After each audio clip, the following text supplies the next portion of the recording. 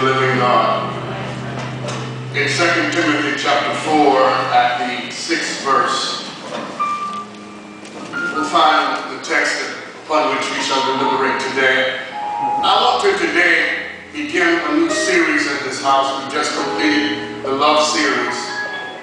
God laid it upon my heart as we came to this new place to preach a month on this subject. Never give up. Never give up. He told me to inspire his people.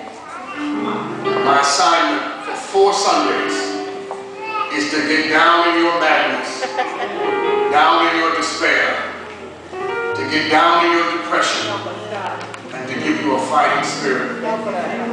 Because you're too close. I said you're too close.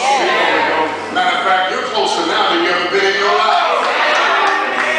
This is not a time for giving up. That's right. 2 Timothy chapter 4, verse 6. It is, my beloved, it is good and fitting that on this first Sunday in this facility that we should hear Paul speak to us about his life using the metaphor of a battle.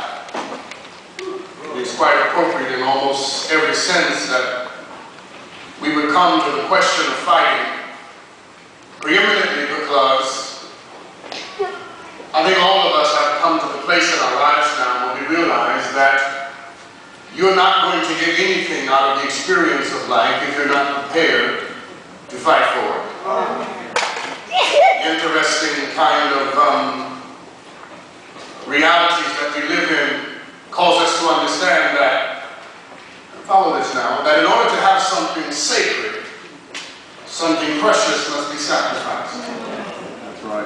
You cannot enter into new levels, new dimensions of life if you're not willing to cut your ties with the parts of yourself that can't fit into where you're going. Oh, I know.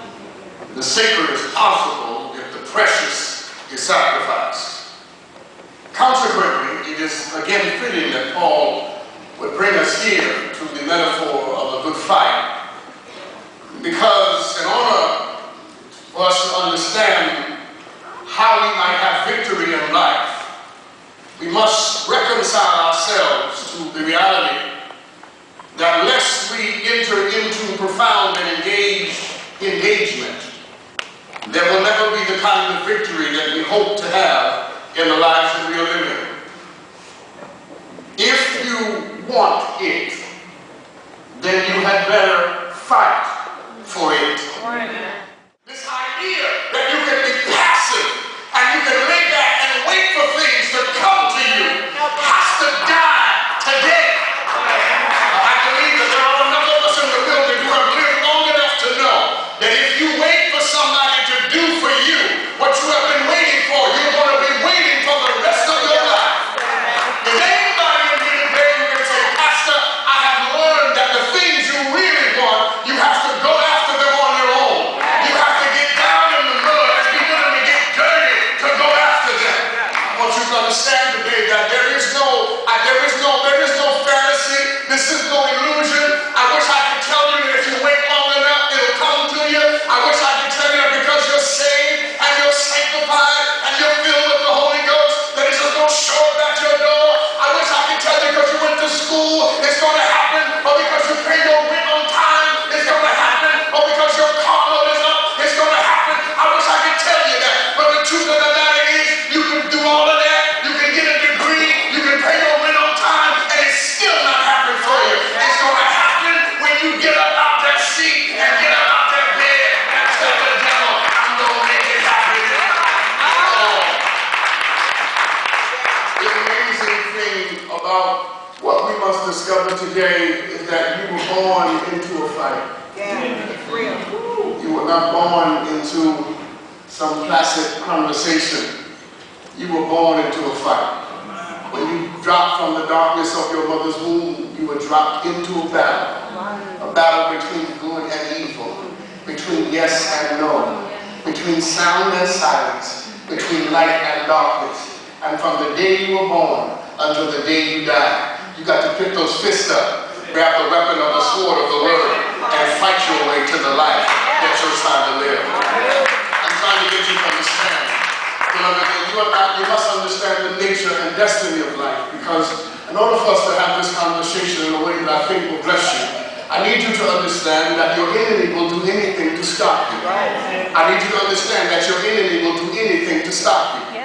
One more time, it's early. Your enemy will do anything to stop you. I said your enemy will do anything to stop you. Whatever it takes to stop you, he will do it. If he's got to bring up your past, that's what he'll do. He got to drive your mama crazy to make you crazy, that's what he'll do. He got to mess with your money so that your spirit gets funny, then that's what he'll do. He will do anything to stop you. Anything to stop you. One more time, Pastor Sean. Anything to stop you. Half the stuff you're dealing with now is the result of your enemy trying to stop you, trying to distract you long enough so that you never get to where you're trying to go. Please understand, beloved, that most of us, when we're engaged in conflict and when we're engaged in a battle, we think that we're struggling because we're cursed. We think we're struggling because God's not with us. We think we're struggling because God has turned his back on us. But please understand that you struggle because you're a threat. If you are not a threat, there would be no struggle. You're struggling because you are a threat to the kingdom. Oh, come on. You're struggling because you're a threat to the kingdom of heaven. And he will do anything. And he will do everything. And he will use anybody. And he will bring up all of your past. And he will make all of your fears. And he will make all of your insecurities rise up in you to get you crazy long enough to forfeit your destiny. But is there anybody in here today? Is there anybody in here today who can say, Pastor Sean, come hell or high water? I don't care what the enemy does. I don't care who he uses.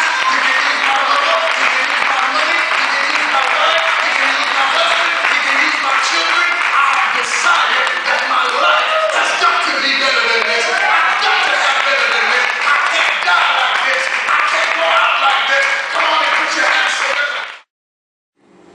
You are not as weak as you feel. You are not as broken as you may look. You are not as depressed and as without input or power as sometimes you act. If you had no strength, then you would have no conflict. For who fights a defeated foe? If you were defeated, then the enemy would not fight you, because you would be no threat to his agenda. The reason you have been so under attack more than half your life is because he knows that if you ever get to where you're going,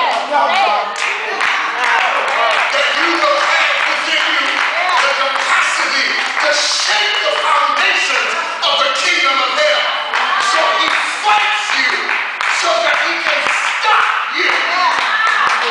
The irony of it all is that you, in the middle of your difficulties and struggles, look up to heaven and you curse God.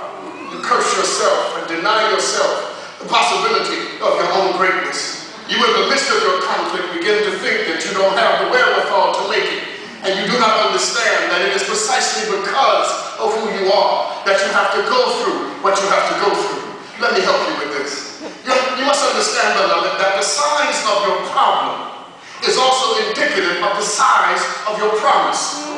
If you want to understand, if you want to understand what you have on the inside of you, then look around at what's happening on the outside of you. Because your promise and your problem have a correlative effect. If the problem is big, then that tells me that the promise is big. If you didn't have, if your promise was small, then you would stub your toe, and that would be the end of it. But the reason you've lost your job, and the reason